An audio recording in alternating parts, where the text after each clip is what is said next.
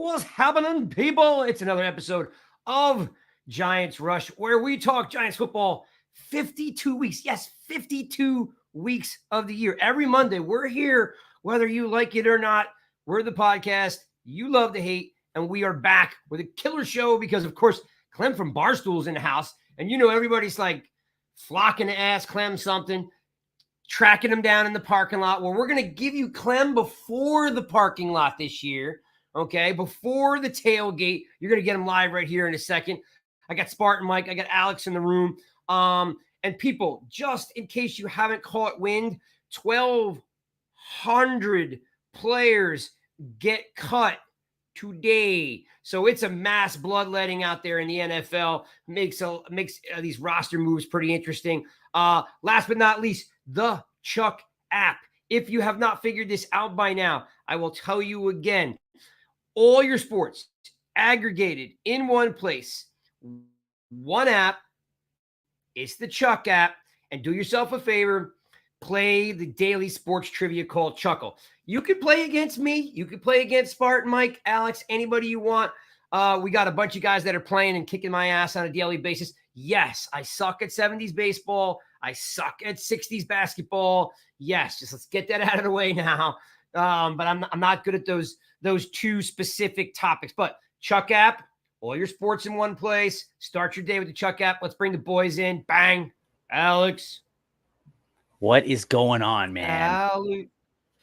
Dude, what's going on is people are losing jobs. People are getting new jobs. And we're trading for players with 7th round picks. I'm loving it. The trading for players part, not the people losing jobs. No, because that's never good. The second part, Exactly. Let's bring Spartan Mike. Bang, Spartan.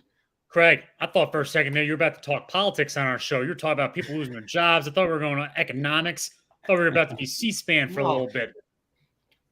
How long have you known me now? Economics. I can barely count to 100, let alone breaking down some kind of economic spreadsheet. That's your job. That's where you excel. The numbers. You're a numbers guy. There you go. But that's why I love you. That's why I love New York Giants Rush. Giants football, that's it. 52 weeks a year. Let's bring the man of the hour in. Let's bring in Clem. Clem! Gamer! Let's go, fellas. Let's go. Let's go. All right. Hey, Clem. So as I said before the show, last time I had you on, which was a while ago, we were talking milk crate challenges. Now we've got something to talk about, right? Like good football. The milk crate challenge is actually the perfect way to describe where we were, because we would think the Giants were going to climb up to the top of that milk crate. It got you absolutely nowhere, and then they collapsed, and everything went to hell. That was basically what it was like watching the Giants during those years. And then last year, Dable comes in, handsome Joe Shane comes in, and boom, same roster basically, or even less than the stuff Joe Judge had to work with. And we're a playoff team. Won a playoff game on the road. An absolute beautiful thing. So we are as far from the milk crate challenge as you can get right now. So I'm happy to be back. Brighter times and better days ahead. I love it. Absolutely, man. You couldn't have said it any better. Those were dark days. We didn't have a lot to talk about. So let's start off with, gentlemen, let's start off, as I mentioned, 1,200 players, are getting released this week.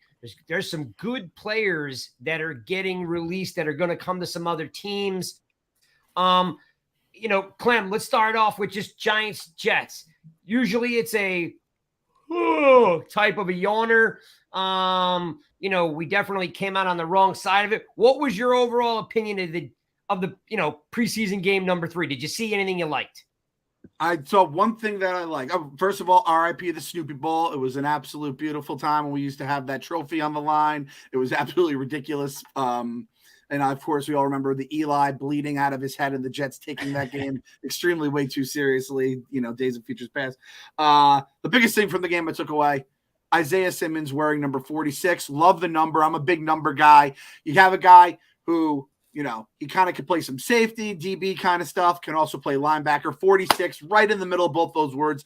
Right in the middle of both those worlds. You have the speed of a DB. You have the power of a linebacker. Mush them together, 46. And I'm like, all right, this guy's in the right situation here in New York now. We're putting him on the right path, the path of success. Wink Martindale is going to blitz that guy like crazy. I think that's what we just wanted to see the shiny new toy come in. So that, and then I'm sure we'll talk Tommy DeVito. I'm a Syracuse fan from back when McNabb was at Syracuse. So let's say my heart was broken during that draft when the Eagles took him as they were booing him because they wanted Ricky Williams, those idiot fans down there. So it was great to see him, go out and, try to make sure he's not one of those 1,200 people getting cut. Yeah. Yeah, real quick, you bring up an interesting point about the numbers. There is something about that 46 where, it's a bit of an unusual number, but I remember back in high school, it was always like the toughest dudes in the team wore some number in the late 40s, right? It always felt like that. I don't know what it was. Yep. And I'm telling you, this is just a gut thing. I don't fact check me, but I always feel like Wink always had one of those guys with weird numbers in Baltimore, even before they made their numbers change, and that guy caused absolute havoc. So if that's all Wink needed, let's go win some football games, fellas. That's all it took. Yeah, and Spartan, it's like, how many people called me for because I don't go to the preseason games. I had Jets fans, like my sister's, husband's brother calling me because they're Jets fans and they're all clamoring for tickets. It felt so nice to turn down Jets fans. I was like, oh, you want something now, do you? No. Yeah, I'll go off. Buy your own tickets for not face value. StubHub, exactly. Get out of here. In fact, buy my tickets on StubHub. Screw you. That's why. What's up? Exactly. I should have just dropped the link on. I'm like, here you go. What did you like, Spartan? Did you come away with? Because again, it wasn't overly exciting, but there were a handful of things in there that happened. I know you already ranted on Sills. Just you're over Sills no matter what he does. I get it. Makes sense. I did a little baby rant. Not really a rant, but you know what? You know what this game kind of showed me? Which of the guys that have been on the roster just simply don't belong here, even as depth in the long run. And they might make the roster like a guy named Hurt, but it just kind of solidifies the fact that when I watch him and Lemieux, that these guys will have never developed into the David Deals the world where you have a steady mid-round pick that becomes a reliable starter. It just kind of solidified, all right, let's just see what they're made of, and we'll go from there. And it's not a good thing that I'm saying this, but it's more of okay, we know what they are. 3 years in, this is what we got. And Sills was that too. I do like how they kept passing to the dude to constantly challenge it and be like, look, prove your worth or get the hell out of here. And that's bottom line what happened. So nobody really wowed me. I love seeing Isaiah Simmons' speed. He got to Rodgers so quick. I know he didn't execute the sack, but that was very fun to watch. But everybody else, it's we knew who wasn't going to make the ship to make this team any better. All right, Alex, how about what didn't you like? Was there something did you want to see more? Yeah. I mean, you knew a lot of guys weren't going to play, right? You knew a lot of guys weren't going to play, but was there, were you oh man, I really expected more out of that guy? Kind of like what Mike was saying earlier, where just Matt Purdy, it was your turn to shine right there. Lemieux had his opportunities, and just they didn't do anything. I'm done with O'Shane Jimenez. Just get him out of here. I don't want to see him ever again. I wish the best for him, but yeah, I don't know about that. And then those were my two big takeaways. The positives I had was that Jalen Hyatt is still very fast. And now I believe we have Daniel Jones, who's the fastest quarterback in the league, because there was that tweet that one time. And now we have the fastest receiver in the league. So that's got to be good. And then Graham Gano, 56 and 57-yard field goals, best kicker in the league, maybe. I don't know. I'm just going to say that. I'll co-sign. Mid-season form. I mean, knock on wood, I don't remember the last time he missed a field goal, to be honest with you. Yeah, he's just automatic. Ton of you guys in the room. I see Mark. I see Mark and Kelly. I see Singh. I see Joe, Jake. I see Bori. I see our goofball pod. I mean, how you doing, guys? I see Mark's here, Darius, Jay. Glad you guys are all piling in the room. Clem, tell me about cutting James Robinson, because there's a lot of chatter today about why are they cutting Robinson, and the only thing I could come up with, they were doing him a favor.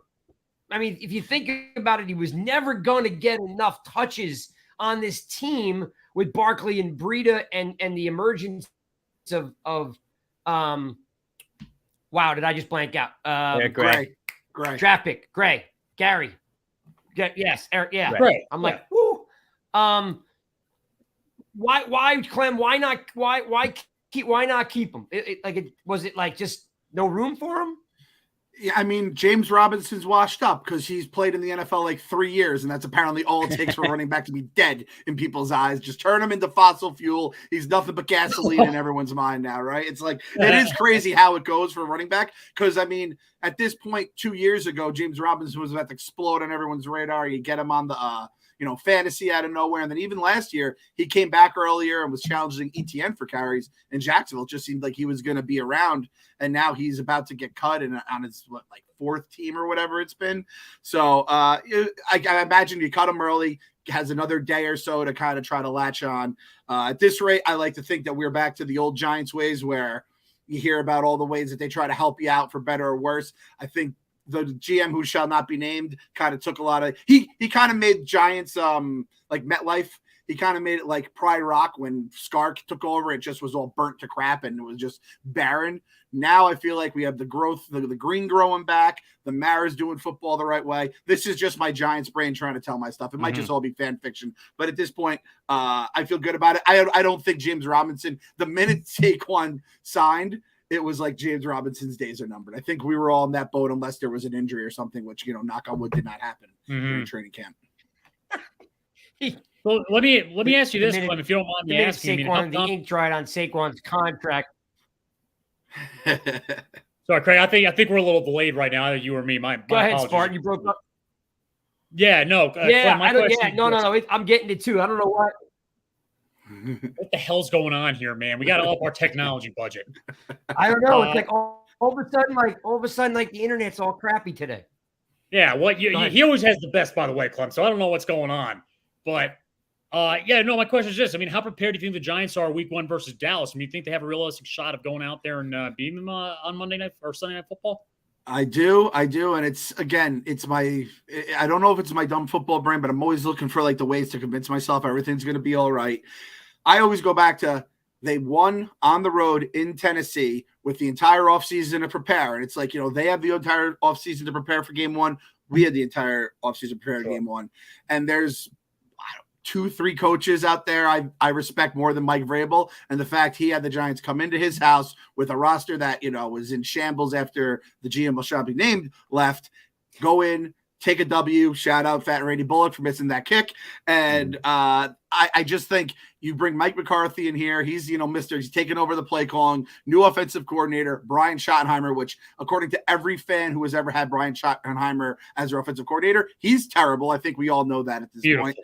So between those two things, if Micah Parsons, he's still a little sore from that little injury he had the other day, all that stuff added up. And people forget, we were in that Dallas game on Thanksgiving, and it's just like we were in both games. We were in both, yeah. And that was with at some point Parsons was just getting free shots at Daniel Jones during some of it. So I'll add that all up. I think we're going to be better this year. I think everyone at least hopes that. So put it all together, and it's like game one, Dable has all of season to prepare and kind of just blitz the hell out of the Cowboys. I kind of think.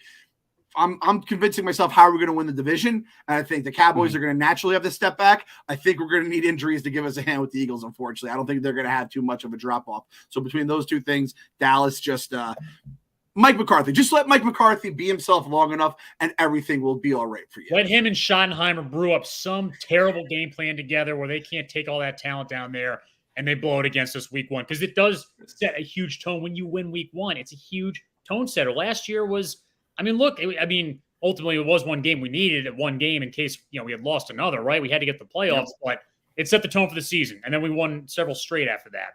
Remember, it was the first time we had a winning record since like 2015. Yeah. Under 500 for years upon years. Boom. Yeah, we have a winning record, and you just kind of it all went rolling from there. So if we can get started, especially because the beginning of the season, the schedule is not easy, from start to finish, but it does get funky, especially you're going out west. You have a short week against San Francisco at some point, and you're facing, the AFC East and the NFC East is just going to be a battle royale. So it's going to be start off good.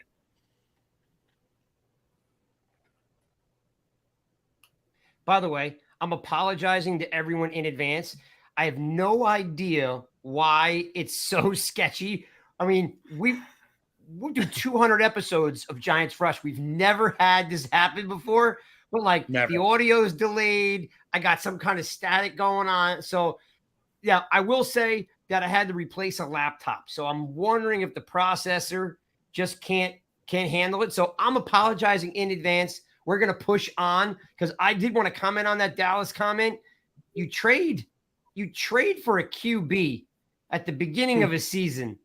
That's got to throw some doubt into the locker room on who's the leader, who's the starting quarterback.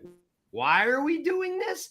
I got to say, I did not see that coming. So to come full circle, I completely see the Giants beating Dallas. Because the time, what's it?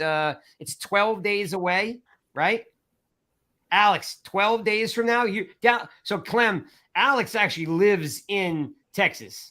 So, Alex, you got to start reporting every day on how the Cowboys are and the fans and the team's falling apart because they're no way going to make it 12 days without something blowing up with this new quarterback in the house. Well, they've already convinced themselves that it's Trey Lance's job now. So many of them are already out on deck. Cool, we got our guy. Let's move on. And I'm that's great. Let's get that going with Schottenheimer. I completely forgot about Schottenheimer being the guy. I knew McCarthy was taking over the place, but it's this is even better. It's though I thought they were gonna suck. Now they're really gonna suck. Yeah, this is gonna be great. I am very excited about that. My biggest concern about week one is our secondary. And I think our secondary is such a question mark going into this. I love what Hawkins has done. I love what Banks has done, but just everybody else in there and just having two rookie guys starting on the outside anyways, or maybe I guess we have a Dory starting on one spot, but just there's so many question marks and the Cowboys are good. The Cowboys are good in that area. That's my biggest concern. If we can get over that, I think we're fine. That's all I'm saying. That reminded me of stepping. Well, listen, let's stay. Stretch your face. Okay. Focus. All right. Look. So let's just talk for a second on. Let's stay with cuts for just a second so we could get through them.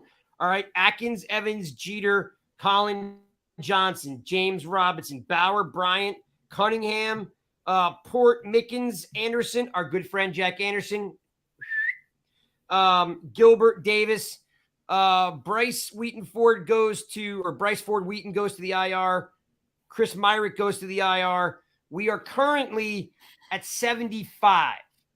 The Giants need to be at 54 by 4 p.m. on Wednesday. There's a lot of bodies that still need to go. So, Clem, who's gonna go? I couldn't tell you the first person. All I know is I trust in every single one of them because Joe Shane does not make mistakes. That's kind of the company line I'm going on. He's done nothing to make me think different. It's crazy. The way the Saquon deal went down when not one beat reporter saw it coming. The guys he picked up last year, Hodgins was magic.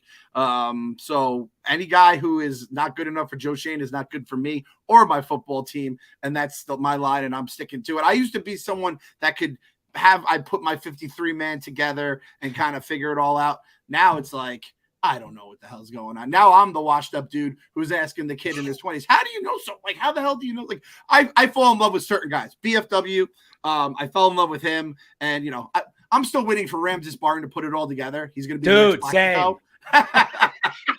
He turns 38 next week. He was so tall. He's so tall. He had that one good game against the Panthers, and it was so awesome. And I'm so bad it didn't work out. So now it's like any guy that we get that's tall, and especially as the kind of measurables this guy did. So that was a real bummer.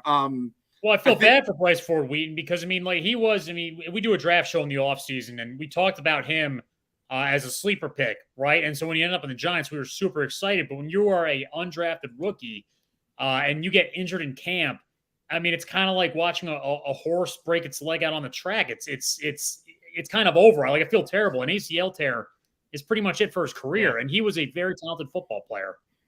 Yeah, I saw his horse go down in Saratoga this weekend. That was a gnarly scene going on up there. But hey, I'm already spin zoning this in my head, guys. Again, I'm always trying to be Mr. Optimism. I'm a Mets fan too. I'm one of those rare Giants Mets fans. So my whole sports life, and a Knicks fan, I'm always trying to make chicken salad out of chicken scratch. And I'm saying, hey, all this guy, all BFW is, he's kind of just going to take the Victor Cruz path to superstardom. He has to take the injury in training camp and then, show us all how good he is next year. I agree. That's a great point because sometimes these guys get hurt and you want them, and the next thing you know, they find themselves on IR, and then they bounce back next year, just like Victor Cruz. It's very possible, too, because, there's going to be like Shepard and Beasley. If they make the team, they might not be back next year. There's going to be openings in that wide receiver room in 2024. So, all right. So look, all those guys are cut. We trade a 7th round pick for Simmons, right? Here's the philosophy on Simmons that everybody needs to kind of understand. To make it worth it, all he needs to do is play better than Fox, better than Jimenez, better than Beavers. Like, he doesn't have to do a whole lot to be valuable. They gave up a 7th round pick for the guy, right? So, you're getting all that athleticism. You hope Wink can unlock it because right now, again, he can play DN, outside linebacker, safety, right? Inside linebacker. Mm-hmm. They're going to be able to move him around. So when you think about the value is all he has to do is play better than one of those guys. Like you were hoping Jimenez would work out, like Spartan said a minute ago, or Fox, or you're hoping Beavers was going to make a bounce back from the ACL. Like McFadden's played well. Everyone's been very happy with the way McFadden's played. We interviewed him a couple weeks ago. He's a good cat. Simmons may not put it all together to be an all-pro, right? But if he outplays a handful of those guys, Jimenez might not make the team. But if he plays better than Fox and Beavers, he's going to start. It's Alex. Would you agree? I don't see how he's not going to start, honestly. Like, I feel like we went out and we got him. Like, he was a starter in Arizona. Why would you not just slide him over there? Like, when you look at the guys out there, he's better than them, I think, like the guys that we already had. So maybe he doesn't start week 1, but he's going to be heavily used in there depending on how we get him accustomed to whatever our packages are. But I definitely think by like week 2, he's our starting guy. Yeah, and you hear so much about guys that are legitimately made for Wink system. This guy is like the prototype for the kind of guy he likes in terms of like the measurables and stuff like that. And all these guys are fighting tooth and nail, obviously, for their job. But there is something nice about a guy in a contract year that is going to be trying, he knows it's now or never, essentially, to get his money in the next deal. So you got to love a guy. Got a good track record with that lately. I'm telling you, man, if it comes out Joe Shane, that's exactly what he's looking for. And guys, I'm like, this guy is really playing like 5D chess while everyone else is playing checkers. Yeah. It would be amazing. So I'm fully expecting Simmons out there. And like, I think of him almost as a souped up version of the Landon Collins we got last year, right? Where it's just that guy who can kind of do both. And that was kind of the secret sauce in that 2011 Super Bowl, which is at the cup I have. Oh yeah, there we go. We got the 2012 Super Bowl champions. When we had the 3 safety rotation, you know what I mean? We had Kenny Phillips, we had Antrell, and then we had Deion. So it's like I think he's gonna kind of be the dude that. And again, this is just coming from someone that watched so many Clemson highlights when we didn't know if they were gonna go him or left tackle with that first pick, and we got them both. We have Andrew Thomas was the right pick at left tackle, and we got Isaiah Simmons for a 7th rounder. Good time to be a Giants fan. I love it. It's funny. It really is. It's kind of crazy that you're looking at Thomas. They went.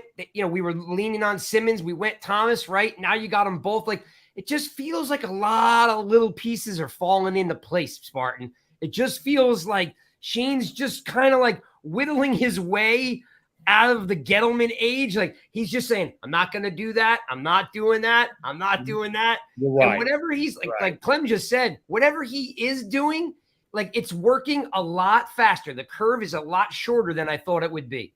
You know what it is, Craig? What's happening right now is under he who shall not be named. I like that, by the way, Clem. I'm going to start saying that. The GM who shall not be named, his philosophy was to go for high dollar free agents, right? Well, sure. If they were great with New England, if they were great with this team, they should be good here. And let's pay them extra to make sure they stay with us and not go to some other team. What Shane's doing right now is what I was so jealous of the Eagles for so long, and that's finding value. And that's the bottom line. You're not overpaying. You're not pissing away money on free agents. What it is you're finding opportunities of guys that are being held back or being overlooked due to injury. That's what I like about this. And right now, Simmons is exactly what I want out of a GM, move-wise, because like everybody's saying here, he's hungry. He's on contract here. He wants to go out there and ball out, and he's finally now with a defensive coordinator that knows how to utilize him. So I love what Shane's doing. He is way, way ahead of where we were with the GM who shall not be named. Yeah, Mark B's comment says, let me throw it up there. It says, Craig, the ball is bouncing our way. Well, Mark, it's about time it bounces our way because it's been like 12 years of it bouncing the other way. Like, how many freaking times has the ball bounced the other way? I mean, people say like, man, like your Giants have been bad. So look, I live in the Philadelphia market. Yeah. I battle every single day. And listen, guys, I always go back to this. I got 4 in the case. You guys have 1 with a quarterback who played there 1 year, left and came back. Like, I'm always trying to embarrass them about their history, but it's been a long time, Mark. So I'm glad the ball's bouncing our way finally. And as Clem alluded to earlier, it's really hard to doubt the guy. And again, coming full circle back to you, Spartan, is he's made so many really good moves. I'm just hoping like the one move he botches doesn't happen until next year. Because right now, you're always due for something. Right now, he's just hitting it right on the head. Yeah.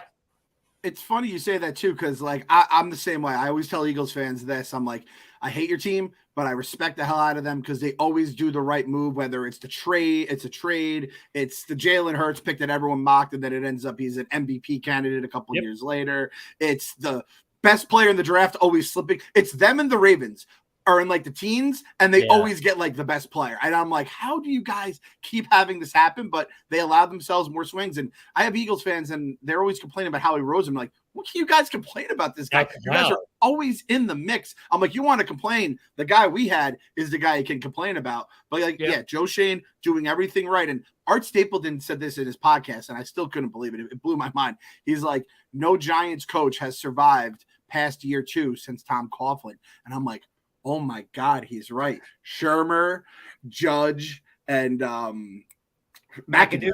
And it's like, oh my God, we really went, and granted, McAdoo did have the success year 1, but it was very much, like the free agent, they picked up a lot of free agents, and we knew that's kind of like having a snack. Like it makes you feel good, but you're going to, crash. You're going to have the sugar just crash you. And all those moves were made with short-term goals in mind. And in the long term, it turned into a circus, and McAdoo was not ready to handle that. So, and remember, I always say that year too. Sure, he was a great offensive mind, but like when he went in front of those cameras, he had no idea how to deal with Eli and him having a disagreement, spills the beans in the media, couldn't get his grip on the locker room. He was a complete dunce, but it only got worse from there. Yeah, for real. All right. So Alex, I gotta support and show some love as a former New Jersey high school football player. I played college ball in Jersey too, but let's just stick to high school. Okay. My man under center, DeVito from Don Bosco, got to give him some love. Looks really good. I don't know why, I don't know why this is his time. Maybe it took him a couple years to figure it out where the game slows down. Carl Banks always talks about the game slowing down for certain guys, right? Mm-hmm. Like Jones. Alex, why does DeVito look so good? Does he stay on the 53? Because, man, the kid's got balls. I like the kid. Okay, so I know they have that new quarterback rule where you can keep a guy like an emergency quarterback, but he's not officially on your roster. I feel like that's probably going to happen because we're going to roll with 2 guys there. We already have 87 receivers we have to make sure make the team right now. So like I feel like third quarterback might not be like right up there. I loved what we saw with him, minus that RPO interception that he threw right there. That was pretty bad. But other than that, it was a solid outing for him. And he looked poised in the pocket. He worked well with the lack of an offensive line that we gave him there with the guys that were playing. But yeah, I feel like he's a practice squad guy and then either that emergency quarterback thing. I'm not really sure what the rule is, but I know that it's to have a backup quarterback. He has to be on the 53. Like he can't be on the practice squad and then be called up like on a Sunday. Like he has to be on the active 53. Oh. So then no, I did not see him making the 53-man roster. So Spartan, did you like what he brought to the table? Are you thinking maybe he can save us some money and Tyrod gets cut? Like, what's the chances of DeVito being QB2? Look, I mean, he's put up a decent fight in camp, but I actually feel like the fact they're playing him as much as they are kind of shows that they're actually trying to reserve. It's unlike other players, right? Like when they put Sills out there and they keep throwing to him, I feel like it's to just push him until the edge pretty much. DeVito, I feel like it's because, well, if Jones went down, they need a backup quarterback in there. So I actually think they're protecting Tyrod. That's a very odd conspiracy, but remember Rhett Bomar? We would sign Rhett Bomar every preseason, and he would play like 2 games, and no one else would play. And it was like, well, Eli's not going to get hurt. We're not going to get anybody else hurt. Yeah, exactly. That's kind of what I think it is. It's like, listen, you go in there, you have fun. You're a little Syracuse kid. Just you enjoy go ahead, enjoy. See, and we'll reserve the real players. This is what you get here at Giants Rush. You get milk crate challenges and Rhett Bomar in the same show. I mean, he can't get any better, people. All right, so here's the rule. I love the comment, by the way, because Alex, that was so out of left field too. You're like, Rhett Bomar. I went to college at Sam Houston State after he got kicked out of Oklahoma. I partied with him like my freshman year one night. That's awesome. And I was like, it's Rhett fucking Bomar from OU. Yeah, no kidding. Because I went to Michigan State with Brian Lewerke, and I always tell the story where it's like Thursday before a football game, and he's at the bar getting hammered. I'm like, Lewerke, and I'm like, wait a second, that's Lewerke. What? Wait, you should be sleeping right now. We play this in a couple weeks. So we like to party with quarterbacks here, Clem. Alex, here's your rule. Ready? Alex, here's the rule. Okay. As the third quarterback, you must be part of the 53-man roster. A practice squad player can be elevated 3 times during a season. If he's on the practice squad 3 separate times. So he has to be on the active to be brought up. Right? Okay. Game day. He can't be brought up on game days. He's already got to be on the 53, and he can only be elevated 3 times. I still feel like I feel like it's hard for us to carry a third quarterback right here. And I do think Spartan was right. Like I think we're protecting Tyrod as well in that. And very few teams do that anymore. That is something that, like, if it was 1988, obviously you have 3 quarterbacks on the roster, but you really don't do it that frequently anymore. Clem, yeah, I think what we need to do with him too is the Jets have a guy named Sauce. The Giants saw that. It's a Jersey thing. I know you guys Sauce versus Gravy out there. It's a big debate. I'm not even going to weigh in. I'm a New Yorker. I'm a Sauce guy through and through, but that's a different state. I'm not even going to get to the Taylor ham pork roll nonsense because you guys are very passionate about that. But Tommy DeVito, you gotta get the Italians out there having a little extra love. So just let him simmer on the practice squad like a nice sauce. And in a year or so, when Tyrod is like, he's been around forever. Sooner or later, he's gonna be sick of just backing it up. Maybe you develop that backup quarterback, which the Giants would always do. They'd have a guy hang around, and maybe he would make it onto the squad. But if Danny Dimes goes down, as much as I love that guy Tommy DeVito, like, going from Syracuse to, the NFC East, it's a big, big jump. I feel better with Tyrod, even though, like, it's kind of funny looking back how everyone was like, oh, yeah, Tyrod's going to supplant Daniel Jones. And I'm like, what are you guys talking about? So I'm happy it hasn't exactly bore out like that. And the one time we really needed Tyrod last year, Saquon ended up kind of being our quarterback. Got hurt, and Saquon was our guy. Yeah, and I think Slayton is the backup to Barkley. I will say this real quick in the defense of Tommy DeVito's college play. Illinois had their best year last year in like many years, and I mean a big part of that was defense, but it was actually fun watching the quarterback play. He went against some really challenging teams, and they played pretty competent football. So, I didn't really pay much attention to him then. I wasn't thinking about his name much, but then looking back and going back to the tape, it's like, wow, he really was a part of that rebirth. Like, I like to see that with anybody that played at a crappy program, right? I mean, I'll even say Mahomes did. Did they elevate the team? And he did do that. So, I know I just said he's probably not going to be on the team, but wouldn't mind if he was. So, Clem, in the chat, everybody's going crazy about your Die Hard poster. Is it a Christmas movie? Like they're just going off on your Die Hard in the background. So I guess I'm supposed to ask you, is Die Hard a Christmas movie? It's the greatest Christmas movie of all time. It's the greatest comedy of all time. It's the greatest action movie of all time. It's the greatest drama of all time. It's the greatest movie all around. Pick your genre. It is that romance. We want to get into that. What a love story that takes place in Nakatomi Tower. All the above. Yes, yes, yes, yes, yes. The letter Z. All the above is my answer. It is that, and it is the best version of that because it's the greatest movie of all time by far. Oh my goodness, that was a major drop right there, people. So all you get, and there's like 9 different people in here going off about, is it a Christmas movie? Oh my God, it's not. Clem, is that a Christmas decoration behind you in August? Like they're just. We do have some Christmas lights on outside. Like we got the porch set up, and the wife put some Christmas lights on outside. But I think they're just lights. I guess. Yeah. They're not twinkly. They're not red. Christmas lights, green or whatever. Yeah, exactly. They become Christmas lights. That's the question though. Christmas lights after Thanksgiving, December 1st. That's when the real people get very angry. If you go after Halloween, you throw the Christmas lights up November 1st. That's when like friendships are ended and neighbors like stop talking to each other. Oh yeah, basically. It becomes a war zone. I always thought the rule was Thanksgiving. Like literally, I always thought it was you woke up early, you started right in Thanksgiving before everybody showed up. You had Thanksgiving the next morning. It goes up. That's what I was. On the Saturday after Thanksgiving, I feel like you need a little bye day, like a little bye week, bye day. Hangover day, yeah. Hangover, play golf, pretend you're working. That's what I do. Black Friday, you have the leftovers, and then once all the food's gone and you've burned off a little bit of those calories Saturday, and that's like you have time. You feel like it's a long weekend. You're getting stuff done. I'm with you guys 100%. I don't want to offend the chat though. If people in the chat are December 1st or November 1st people. We might lose half our fans, but we have to speak honesty. We are about integrity on the show. Yes. All right.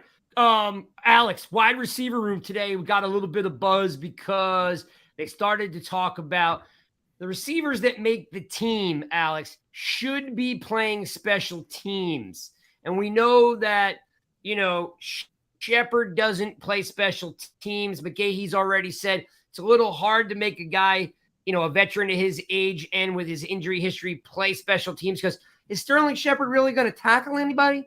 I don't think so. I mean, he's a good downfield Wasn't he returning blocker, kicks on Saturday? but I don't see him tackling anybody. What's that? Wasn't he returning? Didn't he have a return on Saturday? I want to say they put him back there. Shepard. Yeah. That's what they're. So that's the buzz. Like Shepard right now. Yeah, punt return. Is had one punt return, and Jamison Crowder had one too. Yep. I think maybe they were testing him out. Jeopardy of not making. I think, if you're throwing him out there, you're saying, like, how can you be of use to us right there? And I think, it is hard you don't usually see veteran guys out there, although we did see Adoree Jackson returning punts for us last year, and how did that go? So, like, as long as Adoree's not out there, I'm okay. I would love, I want Sterling to make the roster. I'm a big Sterling Shepard fan, and if him returning punts is the way he's got to do it, then I'll take him on there because I've always liked him. Spartan Shepard, like on a kickoff team, like I don't see this happening.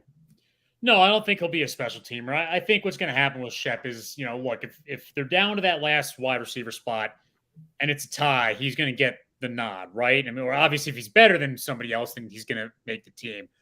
He has a lot of value to the Giants in a couple areas too. And, while he's not going to go out there and be 1,000-yard a year wide receiver, the one thing that I love and constantly gets overlooked until he does it is the downfield blocking.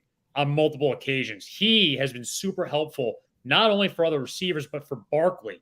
He's useful in that offense, whether he gets, 300 yards a year, or 500, whatever it'll end up being. So he does add value, and he could possibly make that spot. I just tell everybody that, don't expect greatness out of him numbers-wise. It's not going to happen. But even when he's done with the Giants playing, he's going to be a part of the organization. I have no doubt about it. I'm going on record saying right now that Shepard and Beasley both make the team, but Beasley has more receiving yards than Shepard. I could see. Oh, yeah. No, I could see that. Yeah. Yep. Clem, any thoughts on the receiver room?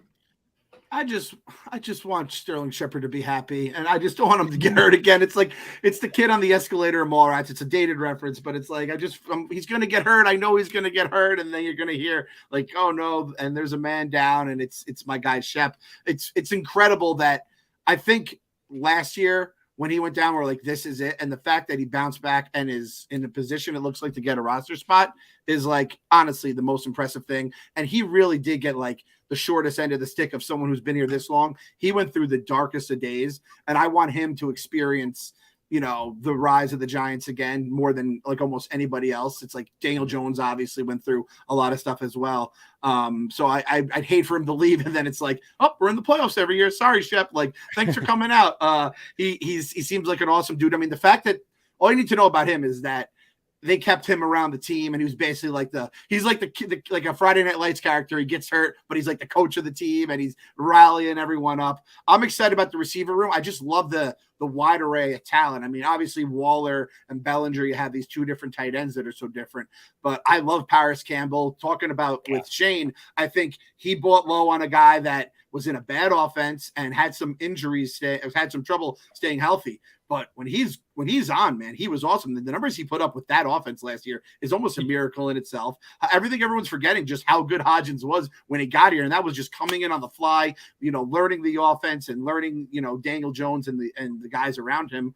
Slayton, I've always liked Slayton. The drops drive me crazy. I think that Minnesota game, let's just thank God that drop did not kill us in the end. But I have that dude's back for the rest of my life because he is Daniel Jones back more than anyone in the world. And then the Jamison Crowder's a guy I always loved watching, but it's him, Shep, Paris Campbell, even Beasley. You figure what? 2-3 of those guys are going to go down at some point. So hopefully it's not Shep. If he returns, that's the one thing about this all though. Can we just get a return guy? Like, remember when we had RW McQuarters and he would occasionally return something? It was so much fun. And then we had Dwayne Harris. You just have Brightwell returning stuff. And it just feels like we're not even trying anymore. I know the NFL is trying to kill the kicking game in terms of the returns because of all the injuries. But at some point, it's just nice to have a guy you see a Cordero Patterson. Man, it would be cool to have a dude like that who could get you an easy 6 points. I know this. I will say this. I wanted to check. Can I just say this? I was gonna say, I know this is blasphemy, but I'd love a Deshaun Jackson, a guy that could take a punt or a kickoff to the house. Because over all the years I've been watching this team, we haven't had returners since the early '90s, mid '90s. With the 2000s. We had a good returner in 2000. We had David Wilson for a little bit for one season. That was cool. Oh, he was so awesome. Yeah. And I think Crowder Spartan. I think Crowder winds up playing on another team. He will get a gig and he will start for somebody. Well, I say this because we all complain about special teams as Giants fans, right? I mean, even in our best days, we always have crappy special teams. Never usually the kicker. The kickers, we have very few memories where we blow a field goal.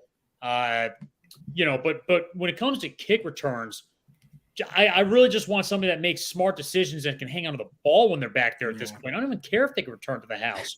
That Seahawks game last year was infuriating, right? So it's literally just put a guy back there that can kind of manage, be the Trent Dilfer of kick returners. Just manage a kickoff manager. That's it. It's the perfect way to phrase it. Yeah, don't try to get fancy because it just ends in absolute disaster. We can't do the stuff that when the Ravens do the double laterals, the pitches. We would completely fail. It's just not happening at the Meadowlands. It's just like an unwritten rule. The Giants will have shitty special teams. It's just like an unwritten rule. That Tom Quinn guy had his job for 2 decades and did absolutely nothing. I swear he's not reading comic books on the sidelines. Yep. And he just happened to come across guys like Hertzlig and Chase Blackburn who just love to blow people up on kickoff teams, right? Like, but from the return game, we never had anything, and in the chat, they're talking about Dave Megan. I'm like, Dave Megan's got 25 years to life. I think he's in for rape or something like that. I don't think we're allowed to even talk about Dave Megan. Disavow. My buddy got a starting lineup of Dave Megan over the weekend. Someone gave it to him. I'm like, I don't think you're allowed to have that. I think you have to get rid of it. You're going to get canceled for just having a starting lineup. Oh, man. Yeah. He got canceled for a gift that somebody gave him. All right, let's talk about the totally what's the cliche? The 800-pound gorilla in the room. What the freak are we gonna do, Alex, with the offensive line? We just cut like 9 linemen, and I think there are 4 on the team. I think we're just gonna have to put like Dexter Lawrence and Leonard Williams at the guard spot because we have no capable linemen. I'm hoping you're going to say we're going to sign somebody. So tell me what your thoughts are here. I think if you put Dexter Lawrence at any position in the field, I think he's going to be a beast at it no matter what, but probably not sustainable going forward. What I've seen on Twitter is Justin Pugh is what a lot of people are saying. Like, is there going to be a return, a reunion with Justin Pugh? I don't know if that's going to happen at all, but it would make sense because Arizona's kind of just getting rid of everybody right now. But I don't know. I mean, obviously they're going to go sign somebody, but my whole strategy is just no one ever get injured this year. No injuries on the okay. That's a solid strategy I'd go with. Yeah, just don't get hurt and be very good at what you're doing. Like if Perk or if Evan Neal goes down, like it's like, hey, stop it. You get home. Hey, feel better. Hey, stop it. Get better. We just have to have like a little meme that just goes, no. Yeah. Evan, what did we talk about this summer? Exactly. No injuries. I want them leaving the Timex Center with bubble wrap. Like I want Evan Neal like waddling out of there with like inflated Michelin Man stuff. Like to ice them up like pitchers after every game. Yeah. I want his limo to go 4 miles an hour down the turnpike. How about like the soccer guys? They're carting him off the field, looks like he's dead, and all of a sudden the penalty goes his way, and he out of the cart, he jumps up and he runs back on the field like all those soccer dudes do. I'm like, that's what I want to see. I want to see like, oh, Evan Neal's down. It's gonna be a different game. And they're getting a free kick. Wait, here comes Evan Neal out of the tunnel. I mean, because here we have no depth at offensive line. If any of them go down, I mean, all this great, fun, magical talk that we're having is like completely out the door. Yep. Right. Why they have to follow the script. Burst in my bubble like that. Clem, what are we gonna do? Are we gonna sign? I know it's time. It's all the cuts were today, Clem, but we should be relying on some good, decent swing players getting cut. Correct?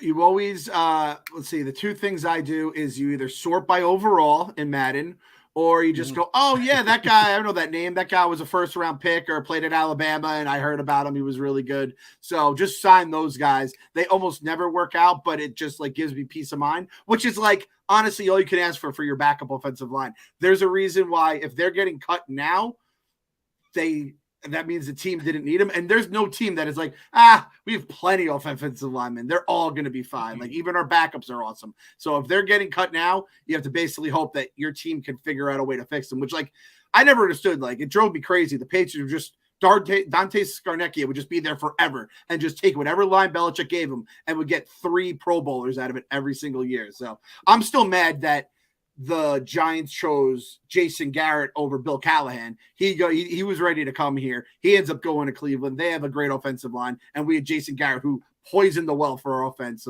for like 1.5 seasons. It was bananas. I mean, the only good thing that did happen is Garrett brought Colombo and he fought Judge. That was kind of cool.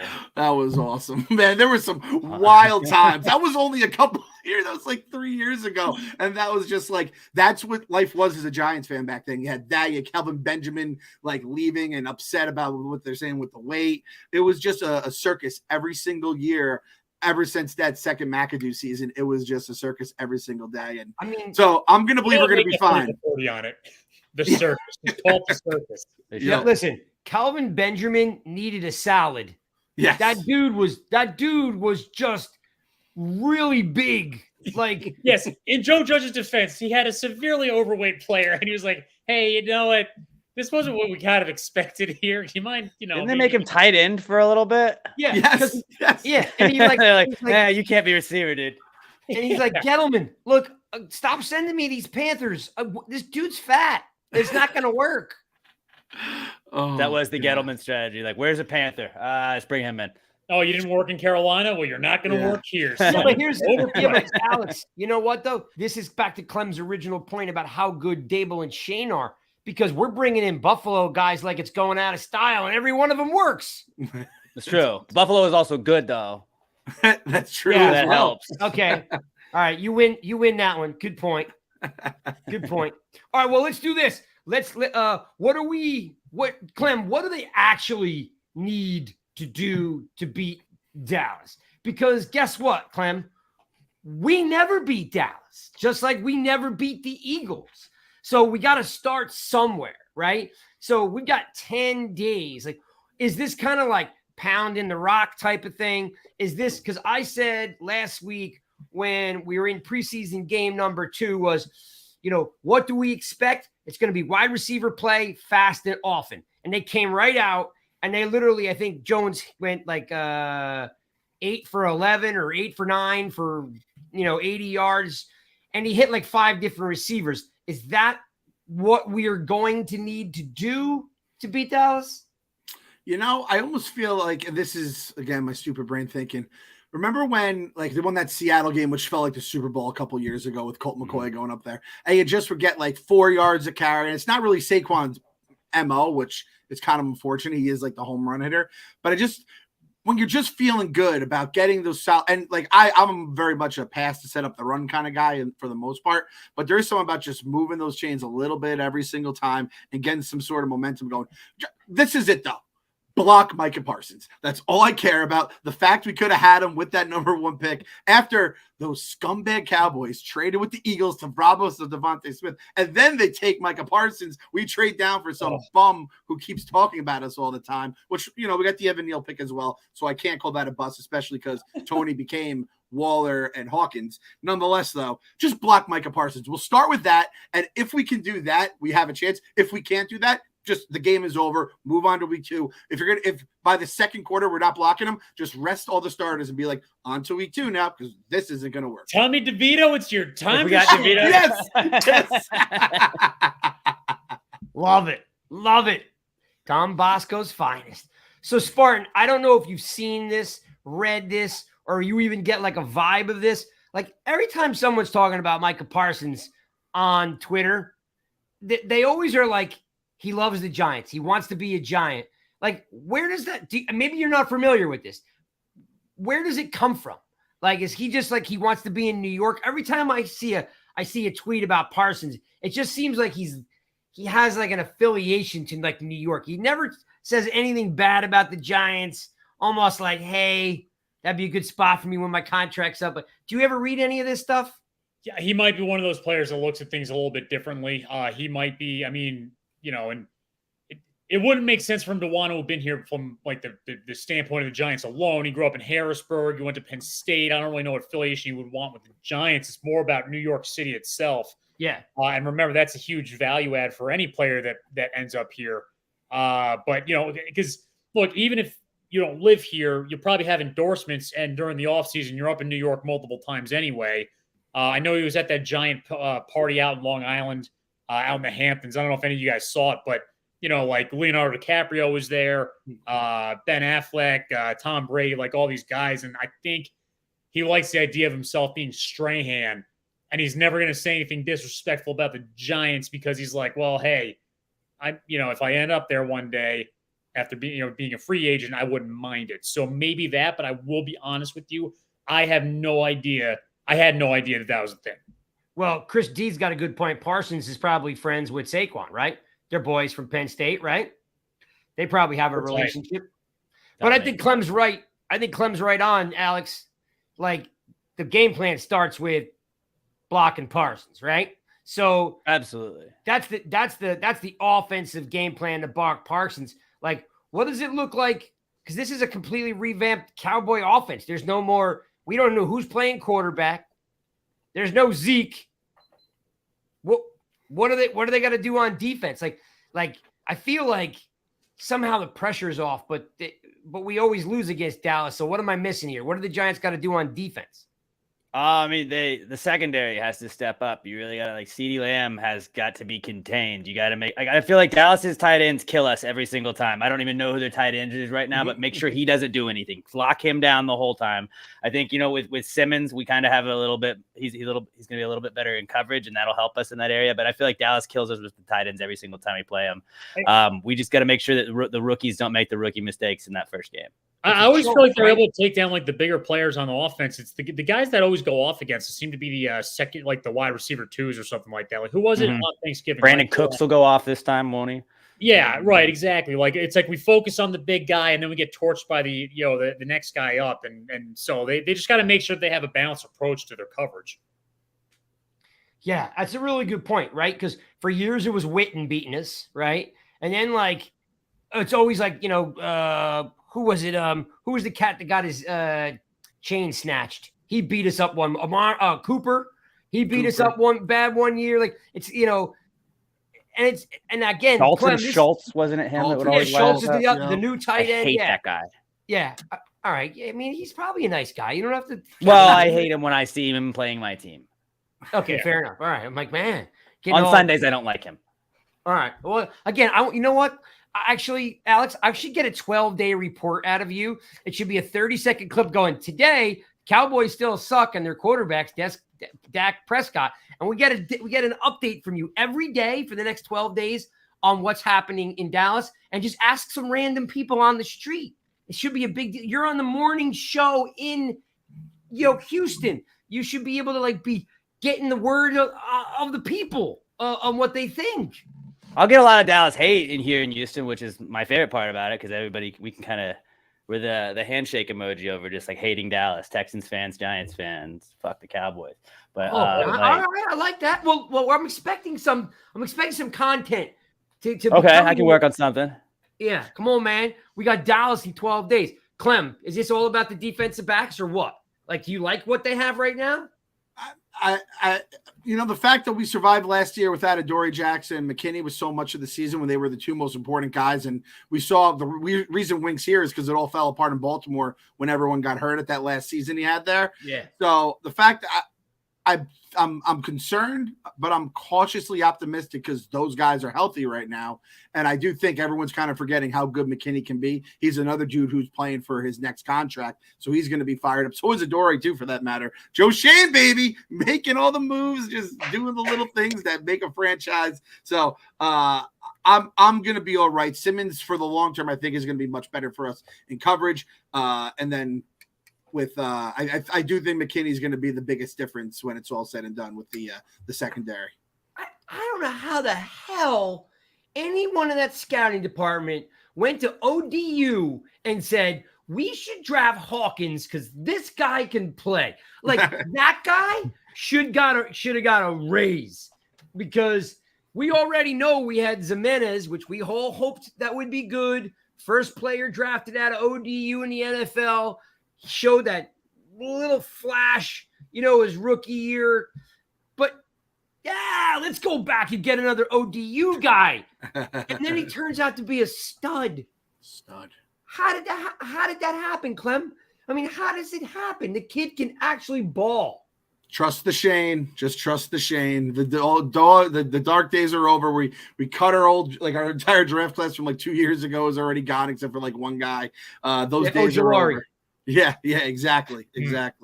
So, like you said with O'Shane before, O'Shane Jimenez, if that dude couldn't play with that name, I'm a numbers guy and I'm a name guy. That name was meant to be a pass rusher for the New York Giants, and he was so bad he couldn't even overcome. He couldn't have that name fuel him to even being a starter, let alone a Pro Bowler. So everything's gonna be fine. I trust the process. Trust the Shane.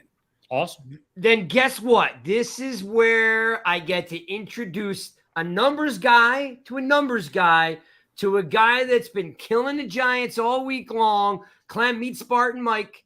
Oh, no, I lost Clem. Where'd he go? He's gone. Clem was there. Clem is now gone. What were I you was gonna just say, about Greg? I was just about to ask him. He said he's a numbers guy, and he was talking about Jimenez wearing 53. So I was going to ask what he thought about retiring jerseys, since you were all poo-pooing it all week long. Like, "Argh." You are so hyper reactive. All I said was this. If I had my own team and I started from scratch, I probably wouldn't get in the business of retiring jerseys. I would do some honorable things to make sure those players are enshrined forever, legacy-wise. But yeah, look, the Giants have a lot of retired jerseys, and there's a lot of teams that don't do it. I think it's very honorable what they did, but I'm just personally, it's not a thing that I would practice. I kind of like when the jersey numbers themselves transcend generations. I don't hate that they do it. I'm not like pissed that they do it, but we've had so many good linebackers in the history of this team. We're gonna start running out of numbers in the 50s soon. But pretty soon we're just gonna have Yankees. You can't be in the single digits. What's that? Yeah. Like the Yankees, you can't. I don't think there's any single digit non-retired Yankees numbers. They're on decimal system over there, man. But I kind of hate how Dallas does 88. I hate that. I'm like, you can't retire Michael Irvin's number and then give it to two other guys after that. Mm-hmm. If it's retired, either just put Michael Irvin's name in the Ring of Honor, but don't put 88 next to him. It's retired or it's retired. I see where you're going though here, Craig. That would have been nice to have that discussion with Clem. Well, he may pop back on. I don't know where he went, but I just sent him a text. Here's something to at least discuss on the topic that I think and that was a great conversation, by the way, Spartan. I don't remember who brought it up, if it was you or it might have been. It actually started. I think it was Mr. Chicken or whatever. And it started from something. I think it was completely different. I forget where it actually. It did start with Simmons and the number. That was the base of it. Yeah.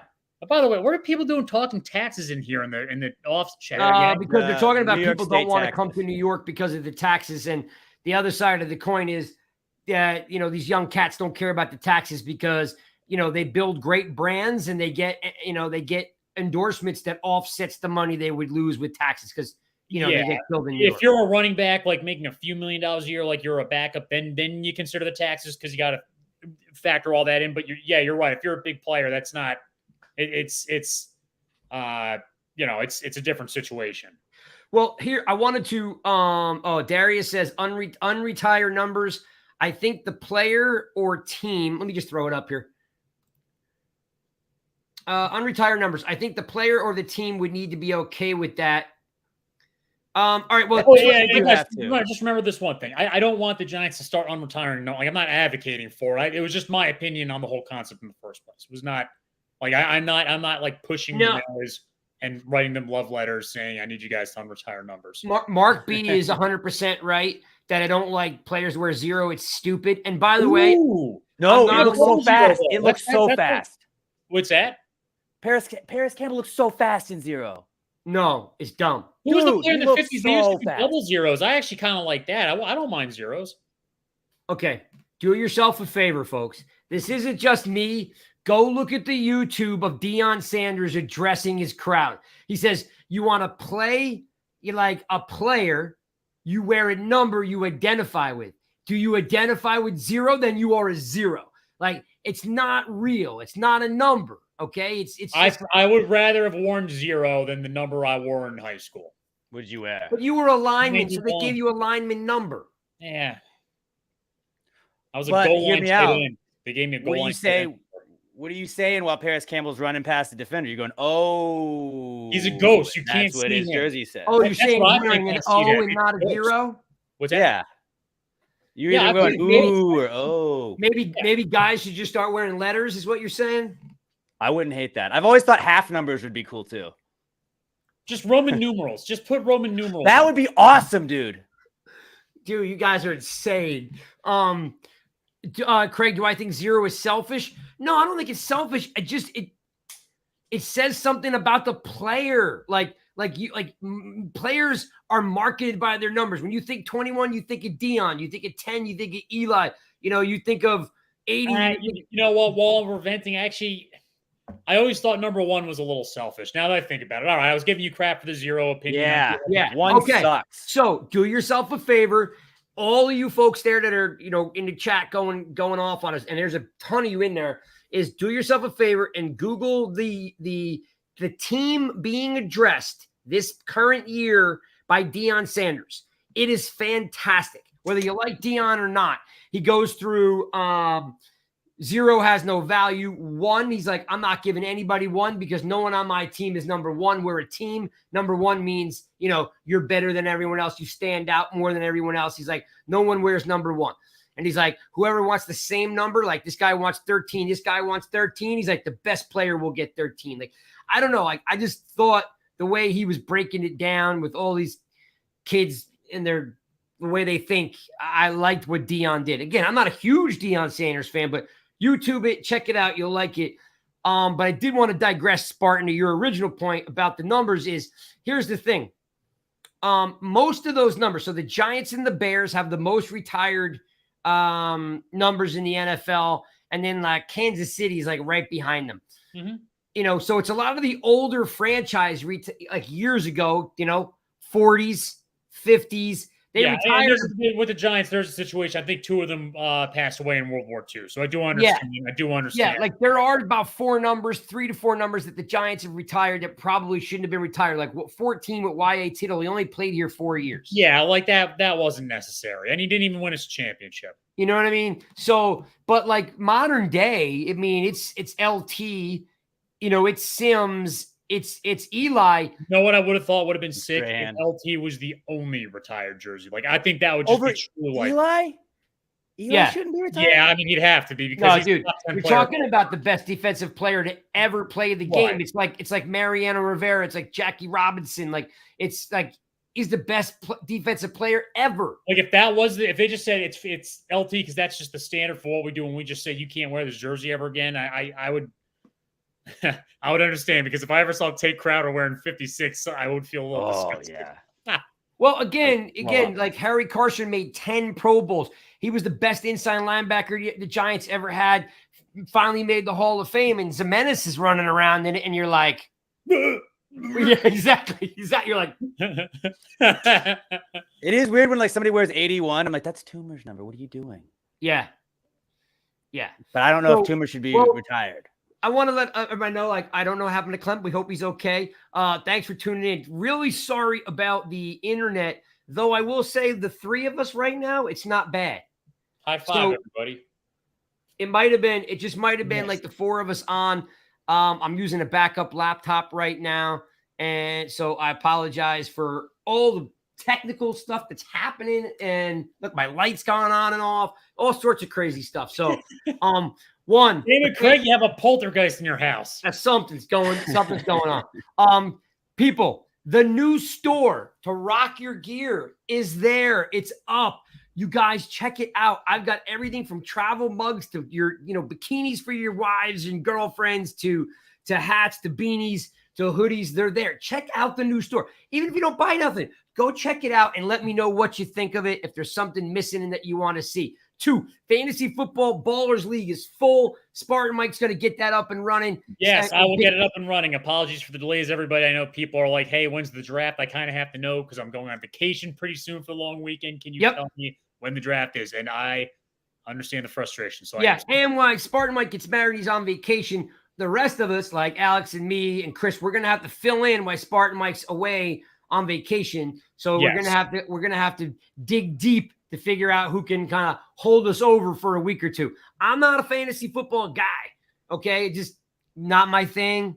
You know what I mean? I can't wake up and root for Zach Ertz or I can't root for, Dak Prescott because he's my quarterback. I can't root for other teams that I can't stand. It won't happen. I can't do it, but it's closed. For the ladies, I got to get you guys up into the Ballers League. The new store is up. Again, the Chuck app. People, just check it out. You'll love it. All your sports, all the Giants, Yankees, Mets, Knicks, Nets, whatever you root for, all in one place. And I challenge you to get involved playing Chuckle and on a daily basis. It's addictive. You'll fall in love with that. Alex is he says he's going to crank out some quick content about what's happening down there in Dallas. It's like path to Dallas, what's happening on the way to Dallas, even though it's actually on the way to East Rutherford because it's a home game. Right. But we do need to get something from Alex, kind of like maybe some updates, because he's got the inside track being on the air down there in Houston. What else we got, Spartan? Anything else I'm leaving out? No, that's it. Let's go out there. We got one more show before Dallas, but guys, I will work on the fantasy draft. I'm thinking either that Tuesday or Wednesday night next week, whichever one seems to work best. Okay, and I'm even willing to do that Monday night because it's Labor Day. But again, if people are coming back from the shore or whatever, feel free to let me know. We'll figure out what works best. All right, last announcement will be is we're thinking about. So there's 3 of us right here most of the time. Or sometimes 4. We're thinking about going to 2 hosts, co-hosts, right? Because we're thinking about adding on a reaction show, which is Rush on Monday, and then adding Rush on like Wednesday or Thursday to preview the next week. Half-hour show in and out.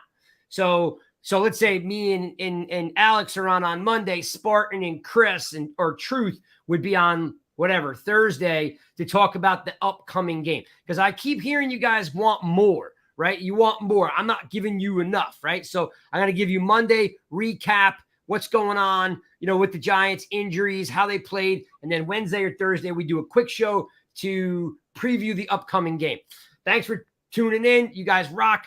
We will see you next Monday. Stay tuned for whatever else is out there that we're going to be dropping on you folks because we're always coming up with something new. Peace. Appreciate it, guys. Bye, guys. Bye.